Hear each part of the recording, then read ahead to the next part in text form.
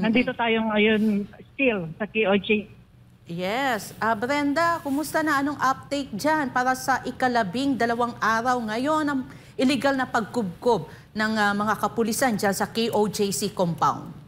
Nanatili dito at hindi sila nababawasan kundi nadadagdagan pa yung mga bilang ng mga pulis at they come and go dito sa ating compound. At partner Cherry, partner Yes. Franco, ako lang i-recap ko lang ang mga nangyari nitong mga nakalipas na magdamag. Yes. Bali, yon, ganun pa rin ang presensya ng mga pulis. Pero what transpired last night kasi, yung ginawa na ito na naman ng mga kapulisan na all the while we thought na wala ng tensyon, na meron ng mga mumunting mga negotiation between the leadership of PNP, not Torre kasi hindi naman siya nakikipag-negotiate. Si Marantan ang ka-negotiate ng ating lawyer ni Attorney Torion. Pero suddenly, kagabi, mag-aalas 12 ng hating gabi, ay itong mga kapulisan, hindi sila yung mga naka-blue uniform. Bale, dumating sila na merong tatlong pulis na naka-camouflage. Tapos may bit-bit sila na cooler na kung saan ay syempre i-check ng ating security sa Emerald Gate. Pagkatapos, partner Cherry, yung bit-bit na cooler, pag-check, ni-refuse nila na buksan. Tapos, halata masyado sila na meron silang hindi magandang intention sa kanilang daladala. Kasi pagka nung sinubukan ng SMNI crew at saka ng security na tingnan at i-check at i-inspect yung dala nilang nakapasok doon sa cooler, ay biglang tumakbo pabalik ng highway. At kung saan ay pati yung kasama niya na may daladalang props, na lang sila ng script, hindi na lang nila ginawang pulido, kasi merong dalang mga mineral water yung kasama nila. So if you are not a thinking man, isipin mo na lang yun, pagkain at saka mga mineral water. Pero yung kanilang sinakyan ng sabing mga gamit ay kinarga sa van, tapos umalis yung van. Private vehicle siya kasi ang kanyang plate number is private. So pagkatapos nun, pag-alis nung van na yun, bumalik sila. Namataan na naman na bumalik sila. Akala kasi nila hindi tayo, hindi mga eagle eye gani na sharp ang mga hindi lang yung mga nagbabantay, kundi mga KOJC workers. Bali, pagbalik ng van, eto na, after ilan lang minuto, siguro 1 or 2 minutes, just imagine, merong ipinasok na isang bag na maitim na kung saan ay may laman.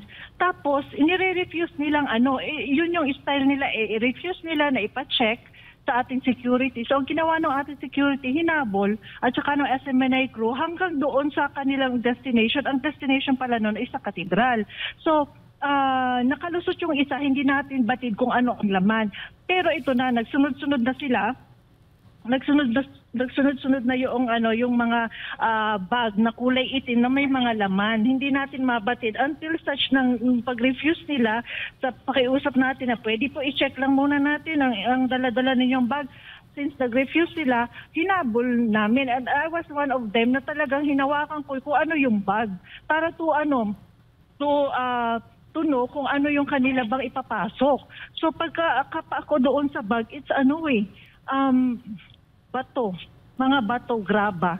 And then, hindi lang isa, dalawa, tatlo. Napakarami ng bag na kanilang ipinasok. So para saan ang buhangin at graba? Para saan ang mga bato? Kasi hindi nila ma-deny kasi yung ibang mga bato at buhangin at graba at posibleng may semento pa rin yung kasama ay nahulog doon sa may tabi ng highway kung saan doon sila nagdiskarga. And what is deceptive pa sa ilang ginawa is nagtakbuhan. Yung mga pulis na nagbitbit papunta doon sa katedral. Pinipigilan namin pero wala sila talagang naririnig at determinado sila at naipasok nila doon sa katedral. So, ganun ba ang sinasabi ni General Torre na na transparent, na walang illegal silang ginagawa? Ano 'yun? By the basis of warrant of arrest document, may gagawing construction na ba dito sa loob ng ating compound at particularly sa loob ng katedral? Ano ba kaya ang plano ng Brenda, ng mga kapulisan? Brenda, hindi kaya ito may kinalaman doon sa plano ng Senado na magkakaroon ng ocular inspection at public hearing diyan sa KOJC compound ngayong Biyernes? Kaya parang nagmamadali sila na meron na naman silang mamanipulahin sa loob ng katedral. Ganun ba? We cannot discount the possibility, Partner Cherry. Why? Because ito yung klase ng operations for the first time in the history of the Philippines na kung saan kumbaga po halimbawa na may mga pagbabago, let's say halimbawa may paparating na hearing. Tapos ang mga media pa, first time nakapasok at inilibot talaga ni Attorney Torion kagahapon. So, ngayon, nagpasok na sila ng ano yun, para ba meron silang tatabunan na hinukay nila? Kasi it's bato, graba, and also, saan pa ginagamit ang bato para pag-jackstone? Of course not. Yun. Ayun. Gagamitin yun something na parang mix ng semento sa loob, whatsoever. Pero lahat yun ng mga bag ng mga bato is papunta ng KOJC Cathedral. Sa basement, Brenda, wala naman silang ipinuslit para doon, Brenda, na mga gamit din. As of kagabi, yun ang aking nakita na yung mga bag ng bato at semento. Tapos, yung madagdag ko lang, yung basement, yung basement ng JMC, meron ding mga doon, mga movements na kung saan yung mga tao na nandun ay nag-aalisan, naglalabasan. So Ayun. if this is still connected with if it is still connected with the forthcoming hearing ng Senate, we cannot tell. Pero as per baka nagmamadali sila na i-cover ang anumang pinagagawa nilang hukay doon sa loob. Kasi kumbaga halimbawa pag dumating ang Biyernes, tapos syempre may authority ang Senate kasi mag-ocular inspection sila. So anong kanilang mabubulagta sa kanilang bubulaga sa kanila ng mga senaryo. So yun, baka yung 10 feet na hukay maging 13 feet na plus yung pa sa katedral. Abangan na lang natin, Brenda, abangan na lang natin, Brenda, kung ano na namang ihaharap na kasinungalingang pahayag ni Torre. Kasi sa lahat naman ng bagay, meron siyang mga dahilan ng kasinungalingan. Yes, Father Cherry, siya yung tipo ng leader kanina na hindi nag-mature sa kanyang pagka-leader. Kasi bakit? Masyado siyang pikon. Natitrigger ka agad siya. Madali siyang mainis sa mga ginagawa ng... Kasi kung sa paglaki natin from pagkabata hanggang ngayon, nakita natin ang image ng police na may self-control, may mature na pag-iisip, na emosyon. Ito talaga nakita ko for the first time, para siyang pumapatol, pikon na pikon, at pinipersonal niya lahat.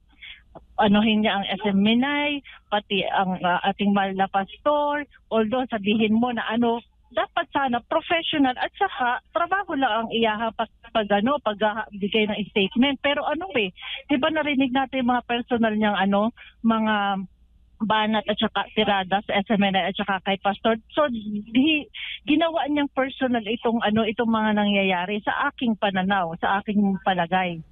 Ayun, isa na lang, Franco. Kasi kahapon parang nagbigay din siya ng statement na sinasabi niya na meron daw death threat ang kanyang pamilya dahil nga sa patuloy na umuusok na issue sa pagitan ng PNP at KOJC. Parang parang ano na naman, isa na naman tong malaking kahangalan, malaking kabaliwan, malaking kasinungalingan. Paanong magkakaroon ng death threat ang kanyang pamilya na halos araw-araw, libo-libong mga kapulisan ang kasama natin na sila ang nagbibigay ng threat sa atin, sa KOJC, sa lahat ng mga missionary na nandyan sa loob? Madali lang magsabi nun, partner Cherry. Kahit nga ako sabihin ko, pwede ko magsabi na may death threat ang pamilya ko, ganon. So, what's the difference? O siya isang police officer. He can command, he can mobilize his men to protect his family, diba? Yes. So, it's a very cheap para excuse for a police officer must show that he is the police regional director of Region 11. Partner, no? At nakita naman natin kung yung kasalukuyang kaganapan ngayon sa KOJC ay nagpapakita lamang na kinakailangan ng pagbabago o transformation sa ating Philippine National Police. Dahil hindi lang naman si Torre nagpapakita na wala na talaga sa tamang pagkikilos at tamang pag-iisip ang ating kapulisan. Even ang kanilang aksyon, lahat ang kanilang personalidad na hindi nararapat. Kaya kinakailangan baguhin talaga o buwagin ang tanggapan o magkaroon ng bagong uri ng ahensya na dapat sumusunod talaga sa tama. Dahil sa kasalukuyang nakikita natin ngayon, hindi lang si Torre, pati itong si Patay, na talaga naman bastos, walang respeto, hindi professional. Hindi ito magandang modelo para sa ating mga bagong nagpupulis lamang. Isipin mo, ikaw papasok ka sa pagkapulis tapos ganito ang iyong makikita. Tapos halos lahat ng kapulisan, pati mga kababaihang pulis dyan, ay hindi na tumatalima sa ating batas. So napakalinaw na kinakailangan talaga ng pagbabago ng ating ahensya sa ating Philippine National Police. Pero Brenda, maaari mo ba kaming balitaan din sa naganap na pagbisita kasama yung mga mainstream media, yung itong Torion versus Torre, na mga statement na kung saan hinamon ni Torre at hindi naman magawa-gawang ipakita yung basement na nandito. Kasama nga rin po natin ang mga mainstream media. Yes. Kagahapon, partner Franco, nagkaroon ng press conference ang KOJC legal counsel si Attorney Torion, at yun nga dun sa at the end of the press con nag-request itong mga isang member ng media, why not allow us entry into the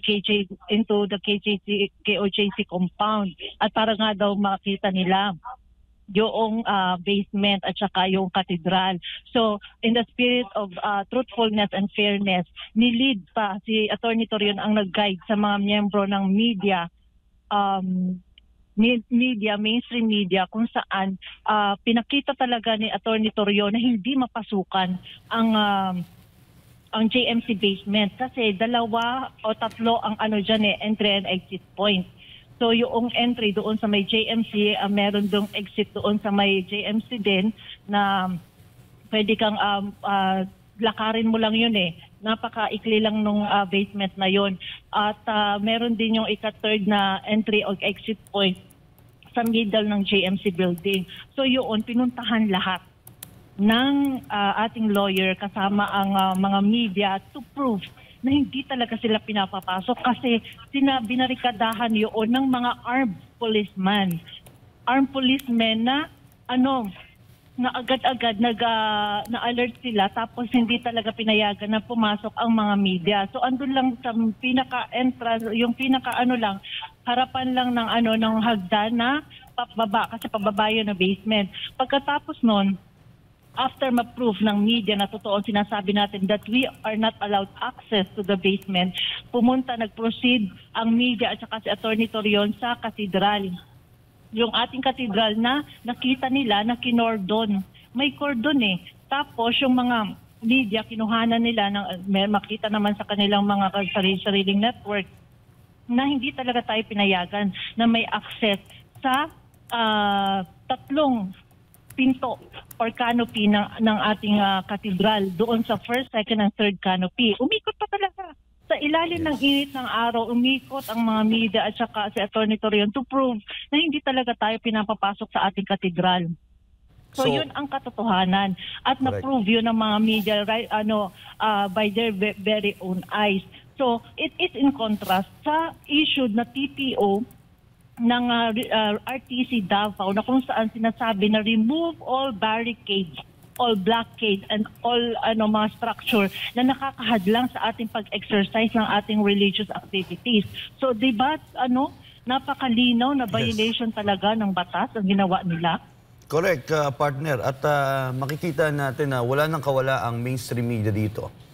Hindi na sila makakagawa ng kung ano-anong storya dahil malinaw sila mismo ang naka-witness kung paano binabalahura at nagsisinungaling ang ating Philippine National Police, especially statement ni Torre na talaga naman yung lagi nilang ginagamit, yung lagi nilang narrative, yung kay Torre.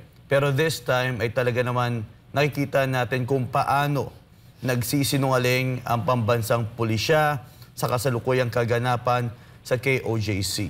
Pero this time, partner, maganda panoorin po muna natin ang naging statement din ng isang butihing congressman, si Kong Marcoleta, patungkol sa CHR. Let's watch this. Okay, habang hinahanap pa, partner, ano pa ba ang sitwasyon dyan ng kapulisan? Kamusta naman yung gate natin sa Emerald? Mas maluwag pa rin ba o malaya pa rin bang makalabas-pasok ang mga iilan sa mga bagay na kanilang, yung ipinupuslit niya, yung graba, maliban sa graba, ano pa ba yung mga nakita mong hindi dapat ipasok sa loob ng compound? Ang partner Franco, yung gate natin, yung Emerald Gate, ay na babantayan ng dalawang file ng kumbaga linya ng mga pulis. Isang linya on both sides. So just imagine ang pagpasok ng lahat ng mga papasok ng KOJC workers and members, mga pababae, lalaki, dadaan sa harap na para ka nagpo-position sa harap nila ng mga pulis. Tapos yun nga, yung kanilang terms terms nila ang nasusunod. That's the purpose of Torre yesterday or the other day na kung saan kaya niya pinabuksan ng sakitan ang Emerald. Kasi doon sa kabilang gate natin, pumapasok sila ng screen kaya walang kawala ang kanila pinupuslit. Dito, nabuksan yung ating Emerald Gate. There was no ang ginagawa pa nila, pag puslit nila noon sa mga bag na katulad nung kagabi nangyari, itinatakbo nila. Mahilig silang tumakbo. Napakaano sila, para silang mga, para silang mga kriminal na na takot na mabisto yung kanilang mga, kung ano man yung kanilang tinatagong krimen ba or gagawing krimen doon sa loob ng KOJC Cathedral. Brenda, maitanong ko lang, di ba kahapon nga sa press ko ni Atty. Torion, talagang tinanggap niya yung hamon nitong Torre. Meron ba siyang, pagkatapos nito, pinakita niya sa mga media na totoo na talagang may paghaharang pa rin na ginagawa ang mga pulis sa sarili nating katedral, pati na rin sa JMC. Meron bang naging tugon itong si Torre sa pagtanggap na hamon ni Atty. Torion? So far wala pa akong datanggap na information, pero kahapon, ito pa partner Cherry, Yes. to answer that po. Yung kahapon ng after ng press ko, so dumilim na, prayer tayo. Kanang atong prayer every 6 p.m. So nung yung 6 p.m., 3 p.m. prayer, alam mo kung gaano kabastos ang itong si General Torre, yung kanyang tape message, yung kanyang tape press conference, pinaulit-ulit, isinasabay niya sa prayer time natin, yung kanyang napakalakas na LRAD. So yun yung isa ring violation kasi 'di ba? Nasa sa Bill of Rights na kailangan ang karapatan natin na sa isang malaya freedom of religion, kailangan hindi ma-offend yung religious feeling ng mga faithful. Pero anong ginagawa niya? Prayer natin, sasabayan ng kanyang tape message. Paulit-ulit yon. Every prayer, isasabay pa talaga nila. Tapos, ang sinasabi niya, na kesyo daw, puro paninira kay pastor, sasabihin niya na yung alias Amanda daw dapat kampihan daw ng mga kapulisan, tapos daw ang mga kapulisan wag daw ma-discourage, tapos ginademonize nila tayo, kung ano-anong sinasabi niya na na paninira sa KOJC at saka sa SMNI. So ganun yung kaniyang mga ginagawa after ng press conference natin. As to yung kung meron siyang reaction doon sa siguro naghahanda pa sila ng namang kanilang ihahabi na kasinungalingan ng kanilang tagapagsinungaling or tagapagsalita, I mean. Okay, Brenda, kasi nagkaroon 'di ba ng hearing ba sa pangunguna ni Sagip Party List Representative Rodante Marcoleta, kung saan iginigiit nga sa Commission on Human Rights na aksyonan agad yung patong-patong na paglabag ng PNP sa KOJC compound. At nakakapagtaka kasi sa sugot ng CHR na hanggang ngayon patuloy pa rin ang kanilang ginagawang investigasyon. Malinaw pa lang naman, di ba Brenda, na sa unang araw pa lang o August 24 na pagkubkob nila dyan sa KOJC compound, ang dami nang nilabag na mga human rights sa pangunguna ng mga PNP. Kasi, unang-una, tear gas pa lang. Tapos, yung mga battle gear, ang mga pulis, armado sila. So, tayo walang kalaban-laban. Pero ilan ang nasaktan sa atin, o mahigit o nasa halos sa 6 na po, isa pa yung namatay.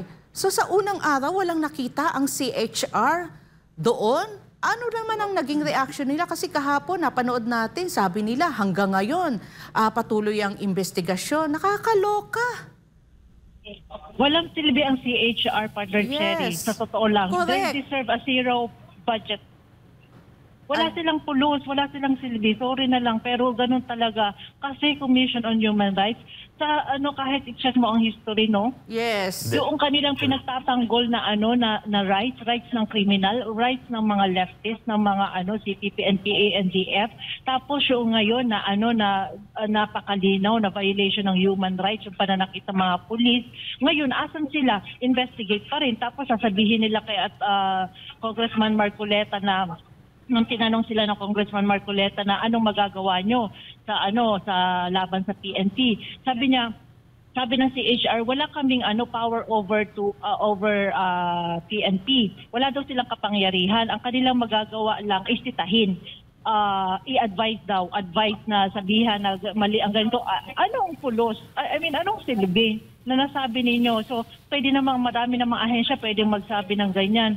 So, yes. Sana kung gano'n na nga lang ka-inutil ang kanilang ahensya, di sana na lang nag-strong na lang sila ng kanilang panindigan na bawiin na lang sana nila na at the very start nagsabi na sila ng kanilang stud na mali yung ginagawa ng mga pulis, na is against the basic human rights ng mga Pilipino, di ba?